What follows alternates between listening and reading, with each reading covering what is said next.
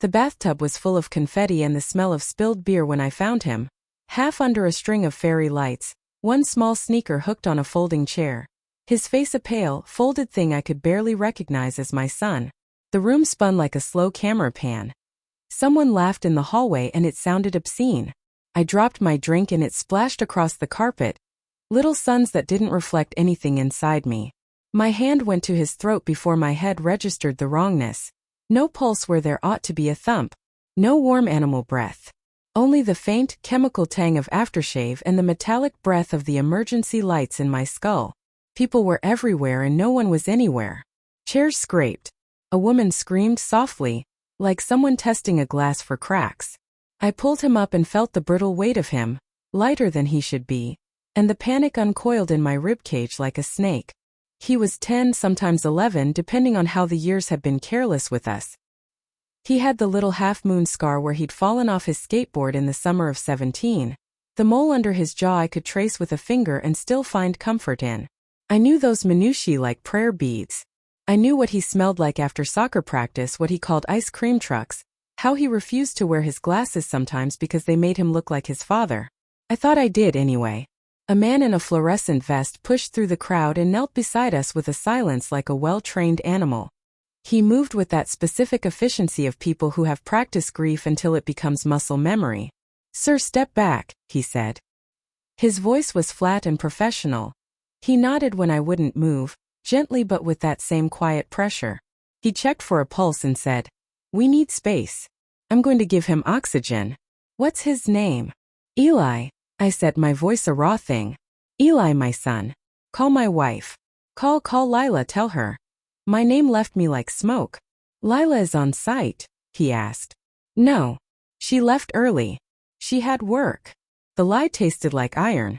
Lila had texted at 6 saying a client needed her and she had to go home. We had both accepted it without thinking because we always did. Because the small grinding compromises of our lives had built a scaffolding of trust that looked solid until it didn't. The medic, he introduced himself as Nate, his name badge slick with confetti, set an oxygen mask over Eli's nose and mouth. He had the kind of hands that could be cruel or kind depending on how you needed them. Right then they were all kindness. He worked methodically, fingers searching shirt pockets, feeling for a medical bracelet, scanning for anything that would stop the world from tipping. He found a phone. It was face up and cracked at the corner, the lock screen displaying a new message. "Where are you?" "L." I could see the single letter and it felt like an accusation. Nate glanced at it and without thinking, because he needed to contact next of kin, tapped the emergency contact button.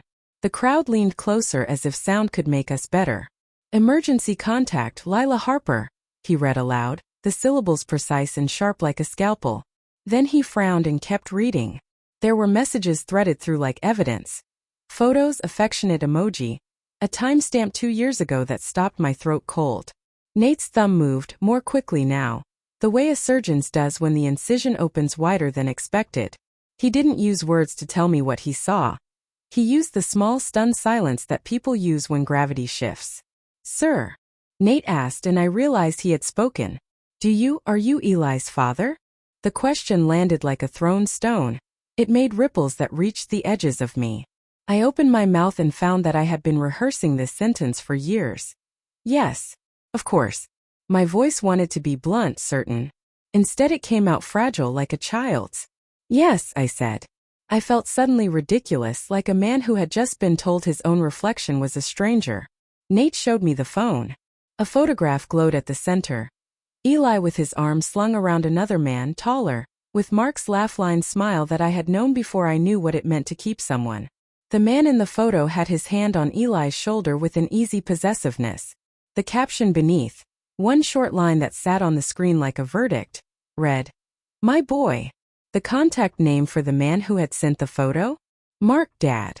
I heard the room make a sound like a train braking. My knees went soft. For a moment I couldn't tell whether the light in the chandelier shivered because my perception had altered or because the party hadn't been lit properly to begin with. Mark Thompson, my co-founder, a man I had trusted with my company, with late nights and shared secrets and a mortgage signed in both our names, Mark, who'd stood beside me at the ribbon cutting of this very office 5 years ago, was in Eli's phone labeled Dad. My rational mind tried to seize the stray threads. Maybe Mark was a family friend who called himself Dad as a joke. Maybe Eli had made a joke. Maybe the photo had been passed without context. Maybe there was an explanation that would make this a small, fixable thing like a chipped mug. I heard myself reach for reassurances, the soft, familiar language of denial that has kept marriages afloat. Context, intention, mistake. But the picture was a sun-hot thing in the middle of the mess, and shadows sprouted from it and grew long and certain. Nate's face was a mask of professional discomfort. He had had to witness a lot of private catastrophes. I called Lila, he said. She said she would. He stopped. He didn't finish the sentence because she had not come. She had left the party, he said, and when he called the contact that was saved as Elle, she had, for a moment, sounded startled and confused, until Nate realized she was not on the line. Someone else had answered, and the voice had been female, but not Lila's voice. It had been a woman who said, "You're right on time." And there had been laughter. An intimacy in the laugh that felt like a private room someone had left open. The medic couldn't know the precise weight of what he had stumbled into. He was a man who did resuscitations, not a detective. But once a private life flashes into public, it cannot be unseen. He shoved the phone back into my hands like a hot coal. I clung to the device like a new litany. The messages scrolled in my memory, short exchanges between Eli and this Mark, little exchanges that read familial, tender. "See you soon, kiddo. Bring the skateboard. Don't forget your jacket, my boy." There were pictures of 3-year-old Eli at a zoo, Mark smiling like he'd invented the sun. My stomach clenched. Denial felt thinner now, like tissue paper. My hands shook. I thought of the years, the small daily inventories of trust. The kids' school pictures hung in the hallway with my name printed beneath them because I had insisted. Lila's laugh at the dinner table when I told a stupid joke. The way she pressed her forehead to mine in the dark. Memory is a cunning thief. It steals and repaints. Eli coughed, a thin, frightened noise, and opened his eyes. For a second the world showed mercy. Like a theater that dims between acts. He looked at me with the slow, accusing innocence of children who have watched adults perform the same lies for too long and finally thought to ask a question. "Dad," he whispered. The moment exploded. There is a particular kind of disorientation when your child addresses you with a question that is also a weapon. My name, my role, had always been a room where both of us could stand safely. He said, "Dad," and the word had been flexed into something else, a proof I could not read without nakedness. The party receded into an echo. People moved around us, lips forming apologies, lighting cigarettes with hands that were not theirs. I wanted more than anything to scoop him up and spin him around and make everything right. I wanted the simple power of fatherhood that comes with carrying a child to safety. Instead, a terrible pragmatism rose in me, because betrayal, when it is discovered, is not merely a moral wound. It is an accounting error. It recalibrates history. It demands a ledger. The ledger in my head began to list years of small things differently. The expensive weekend Mark and Lila had taken after I was away on a fundraising trip. The odd farewell texts Lila had received at odd hours. The way Eli had, when he turned 13, inexplicably started humming a song Mark loved. "Who is Mark?" I asked the medic. My voice had the tremor of someone who is newly elderly. Nate hesitated. He had seen a lot of human misfortune, broken bones, failed hearts. But betrayal was a different kind of emergency. It had no protocols. "He's a director here," Nate said. "He's at the party." He nodded toward the far edge of the room where Mark was laughing with 2 other men, a woman's hand at the small of his back. He looked, in that moment, both everyman and impossibly culpable, the kind of man who could be either friend or traitor depending on which angle of light you preferred. The world narrowed to the triangle of us. The medic, my son, and a photograph on a phone that felt like a confession. Nate went back to working on Eli because that is what you do when the world gives you blood and breath to worry about. He kept saying things like, "Keep him talking and stay calm." And those words were tiny ropes I clutched like a drowning man. Eli's eyelids fluttered. He reached for me with clumsy certainty and grabbed my shirt. His fingers were small and warm and so fiercely his that I could have forgotten the messages and the photograph for the shape of those knuckles alone. He mumbled something, one word, soft and urgent. It made my ribs split open. Tell Mark, I." His voice dissolved into a sob. The crowd dissolved into static. The word hung between us, The imperative to tell. To tell what? The sentence was incomplete, but the tremor it carried suggested a confession, something weighed and waiting. He squeezed my shirt like a plea, and in that pressure I tasted years of withheld truths and silences eaten to keep someone safe. Nate leaned in to listen the way medics do, because sometimes a whisper can show where the bleeding is. He said, "Tell Mark I'm sorry," Nate said into the quiet that followed. The apology was like a detonator. Sudden, absolute, and irrevocable. The apology landed on my bones like an accusation. I could not know what Eli was apologizing for. A stolen cookie, a late curfew, the knowledge that his family had been dividing like a fault line. But the presence of the apology made the photograph feel like a map rather than a coincidence. Something had been hidden, and Eli had found the map. I think it was in that moment, with the oxygen mask fogging the edges of my vision and people murmuring at the edges of the room, that I understood what betrayal really does. It moves you from one room into another without your permission, and you have to learn the layout of the new place while pretending you have always known the way. Nate's eyes met mine. They were kind and unyielding. "We need to get him to the hospital," he said. "Once he's stable, we can look at that phone more if you want." He did not say the last thing, about how a phone can pry open a life and leave you standing in the ruins, because he didn't know that I already felt like ruins. Not yet leveled, but certainly undermined. I scooped up Eli like a pack animal takes in its young, the way you carry something precious over a fire. He was light, and his breath came a little steadier as the oxygen did its slow work. Every time he coughed, fear came back stabbing. Every time he smiled faintly in sleep, I felt a grief that was almost love, pure and fruitless. As they wheeled him out, I saw Lila across the hall. For a second she was a painting, her face the color of a closed door. She looked at me and then at the medics, and something terrible and familiar edged into her expression, the look people get when their private life is being made public. Mark stood by the punch bowl, laughing at something, his whole body lit like he belonged to the room. He caught my eye and raised his glass in a slow, casual toast. It was a movement that could be chivalrous or obscene. I couldn't tell which. The phone in my pocket felt like a live wire, and when I pressed my hand against it, I could feel the warmth of the photograph like a promise. Outside, the night had a coldness that felt judicial. The city hummed with its indifferent machinery. My son was being loaded into the ambulance with the absurd efficiency of people trained to keep breathing going. Nate closed the doors and handed me a piece of paper with the hospital's information. "I'll come with you," he said. I nodded, but I felt unmoored. The ambulance door shut and the siren started with the flat wail of inevitability. The world moved. It always does. I was left with a phone in my palm, a photograph that had rearranged my life into a geometry I didn't recognize, and the sickening sensation that the person I had loved and trusted had been operating a secret life right under our roof. As the ambulance pulled away, its red light slicing the dark like a blade, I knew I had two urgent tasks: keeping my son alive and finding out whether the man my son called Dad was the same man who had been crossing the threshold of our marriage for years. I didn't know which was more terrifying. The ambulance smelled like antiseptic and ambition, machines trying to buy us more time. The hospital waiting room was a blown-out set of the party. Fluorescent, cheap chairs, a vending machine humming like a bored insect.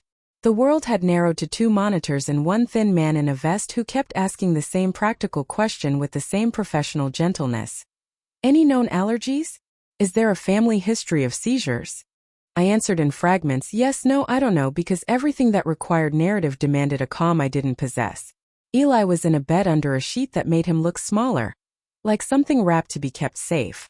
The doctor, a small woman with a sharp voice that could cut through panic, muttered things about toxicology and blood work. They took a vial of his blood like it was a confession. I watched the needle sink in and found the sight almost pornographic in its exactitude. A thing simple and clinical, giving the truth as if it were merely a number on a screen.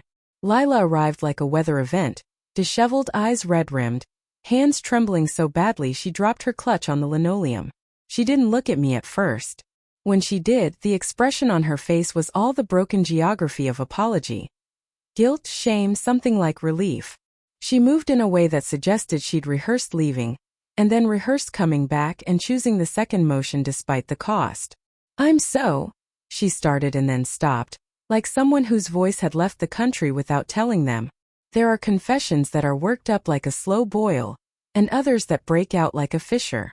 She folded into a chair opposite me and finally let the story tumble. Because once a child is at risk, small lies lose their shelter. It was 3 months after you left on that pitch, she said. You were gone for 10 days and everything that could have shifted did. Mark, he stayed. He was always there when I couldn't get Eli to sleep, when the pipes burst and I had to call someone at 2 in the morning. He brought food. He brought tools. He made himself indispensable the way some people make themselves indispensable, by loving someone you need him to love. Her hands gestured like someone trying to gather water. We didn't set out to betray you. We thought stupidly that it wouldn't mean anything. It was a comfort that became more. He was there, and I was lonely, and the line between gratitude and attachment got smudged. Her voice broke. Then Eli started calling him Dad, because Mark would answer the small things in a way I wasn't when I was working late. Eli loved him. He started to prefer him. He'd run into the office to show Mark a drawing. He would curl up next to him on the couch. I told myself we would stop. I told myself we'd tell you when it was the right time. I thought he was your friend, I said. A colleague. The words were brittle.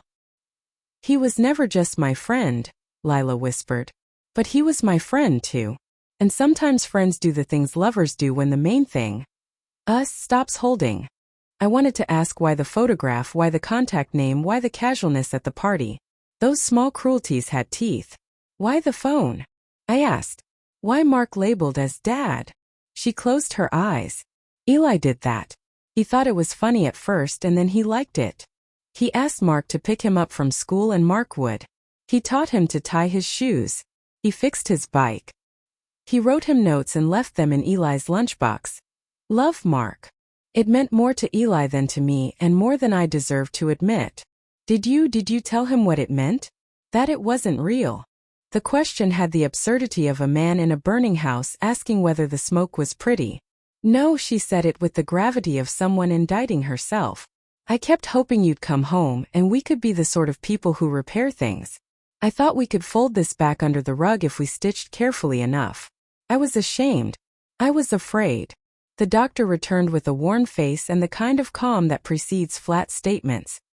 He's stable, she said.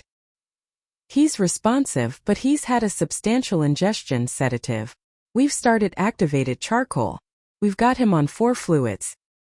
He's not out of the woods, but he's not dying this minute. The nouns circled in my head like vultures. Sedative. Ingestion. Not dying this minute. The doctor's words were intended to be clinical anchors, but in my chest they sounded like a jury reading a verdict. I thought of the phone again, the thread of messages, the way the photograph had glowed like an accusation. I dug for it in my pocket and found, inside a small fold of fabric, Eli's wallet, the one he'd stuffed with a MetroCard and a toy dinosaur. There, crumpled and damp with something that might have been my own sweat, was a piece of paper. It had a child's blocky handwriting and a single sentence. Don't tell him. Let Mark be Dad. It was a note that rearranged the geometry of my life. Not a legal document, not a demand, but the plea of a child who had chosen who would fill the shape he needed. There was no malice in the scrawl, only the sad, decisive cruelty of a small human trying to protect what comfort he could collect. My hands went cold. The thought that a child I had raised, who had once fallen asleep in my arms humming a tuneless song, had decided that another man was Dad, that cut through any language I had stored for injury. Betrayal is one thing when committed between adults. It is another when your child, perfectly and irreversibly, prefers someone else. I turned to Lila. Why didn't you tell me? I asked, and it wasn't anger so much as the raw, astonished recoil of a man whose map of home had been redrawn while he slept. She looked at me as if seeing me for the first time, or rather seeing herself in me and discovering that she existed in both of us. I thought you deserved to decide when you were ready. I thought I was protecting you and protecting Eli. She laughed, then a short shock sound. I was protecting my cowardice. Then Mark came, as if he'd rehearsed the entry and chosen the angle that suggested calm. He moved like a man who had been used to being forgiven. Easy smile, collar perfectly placed, a hand extended as though the moment was about some small courtesy. He seemed to anyone who did not know the interior of our home, A man who merely stood in the wrong place at the wrong time. He did not look guilty. He looked tired, which is another kind of indictment. He approached and, in a voice that had been trained for boardrooms and investor pitches, said, "How is he?" "Stable," the doctor repeated. Mark's gaze flicked to me like a bird checking the sky for a storm. "I heard." He stopped and then added, as if cushioning a blow, "I should have come earlier. I'm sorry." "Sorry doesn't unmake this," I said, too low for the sterile air. My voice felt foreign, the voice of someone whose vocabulary had shrunk to essentials. "Why? How? When?" Mark sighed. "We never meant to hurt you. Eli needed someone and I was there. I loved him like a son because he needed it. I loved you like a friend because we built a company. Nothing I say will fix what I've done in your life, but I will be honest." He looked at Eli's bed, at the boy who slept in a temporary truce between life and something worse. "He called me Dad because I was there. I am his father in the only ways that matter sometimes, in the small practical things. That doesn't make me his father legally, but it makes me someone he trusts." The candidness was a stone. It didn't explain everything, but it made the damage more than accidental. It suggested intention. "You knew about the note?" I asked, because if Eli had asked Mark to be Dad, then Mark had not merely offered a hand. He had accepted the title. Mark's jaw tightened. "Eli wrote things sometimes. He told me things that he was too afraid to say out loud to his mother. He told me that he wanted a dad in the world who didn't get angry when he was clumsy, who didn't leave for weeks. He told me he loved me and I—" He stopped, looking like a man who had swallowed something too bitter. "I didn't tell him to hide it. I should have." Lila's confession and Mark's admission formed a lattice of culpability. It was not a tidy betrayal between two people. It was a slow erosion, a multiple trespass. The child had been an unwitting agent in the fracturing, choosing the person who showed up. Eli's eyelids fluttered open. He focused on the ceiling for a while, the way children do with a curiosity that is both immediate and borderless. He turned his head weakly and looked at me. "Dad," he said, but the cadence of the word contained the same complicated earnestness I'd heard earlier. It wasn't an accusation so much as a question he needed answered. I sat at his bedside, and the room condensed until only his breath enclosed me. I could have screamed. I could have packed him up and run until my lungs gave out and the betrayal fell away like an exhausted animal. Instead I held his hand, feeling the warm, miraculous pulse beneath the skin. Proof that his heart was still a writing desk where new things could be drafted. "Why didn't you tell me?" I asked him, as if he were an adult with a reasoned explanation. He looked at me with the fierce simplicity of childhood. "I was scared you'd be angry. I liked Mark. He helps me with my skate tricks. He says funny things. I didn't want to make you fight." There is a monstrous smallness to the ways children try to keep peace. The note in his pocket was not an act of treachery so much as a child's attempt at preservation, choosing a place that felt safer. Later in the corridor, while Eli slept and the machines ticked like indifferent jurors, Lila told me things that weren't excuses but context. How the marriage had thinned, how work had taken her like a tide, how loneliness is a slow animal that eats marriages by degrees. Mark, true to his nature, delivered no apologies that soothed. He offered practical things. A willingness to step back, bundles of money for Eli's care, gestures that registered as both generous and transactional. The twist was not one act of adultery but a slow communal betrayal. A child choosing another man as father because needs had not been met. A mother allowing that to stand because she was afraid. A friend, my friend, accepting a role that undermined me. The revelation was not cinematic in the sense of a single dramatic unmasking. It was cinematic because the damage had texture and detail. Notes in lunchboxes, photographs, late-night text messages, the small kindnesses that become scaffolding for deeper things. When Eli woke fully, his first words were not about guilt or allegiance. He asked for Sprite and his skateboard, and when I brought the skateboard to his hand he grinned the grin he'd had at 5, the grin that had once felt like a treasure I could own. I sat with the grief of what had been taken, of my certainty that I had been the only man who mattered to him, and with the recognition that children love complicated contracts. They do not issue manifestos. They press their wishes into the hands of whoever will take them. There was a choice waiting for me that night, a choice with no easy cinematics, to leave and erase a life that had become unrecognizable, or to stay and rebuild as something else. Ambiguous, bruised, perhaps kinder in its honesty. Mark promised to step back in public, to let me be the father at school plays if I wanted. Lila promised to stop protecting her own cowardice with silence. Eli promised, without fully knowing the weight of the promise, to try and be honest. I walked home later in the dark, past the offices that had hosted the party, past a life that felt like a set now taken down. The city was indifferent, lights unmarred by the private ruin I carried. In my pocket, Eli's note was a folded shard. Small, blunt, impossible to dismiss. Betrayal had not been a single dramatic act. It had been a series of hands reaching into a family and rearranging the furniture. At the door I paused, listening to the house breathe. The photograph from the phone was a thin, cold thing in memory, but my son's small hand in my palm that evening felt like an argument for endurance. Trust, I realized, is not a single crystal but a lattice that can rebuild if two people are willing to lay mortar where it crumbled. It can also become an echo chamber for resentments if you do not. I could leave and keep my dignity. I could remain and become a different kind of father, one who loved despite complicity and failure and stubborn human weakness. I unlocked the door and walked in. The silence, there was not a verdict but a place to begin.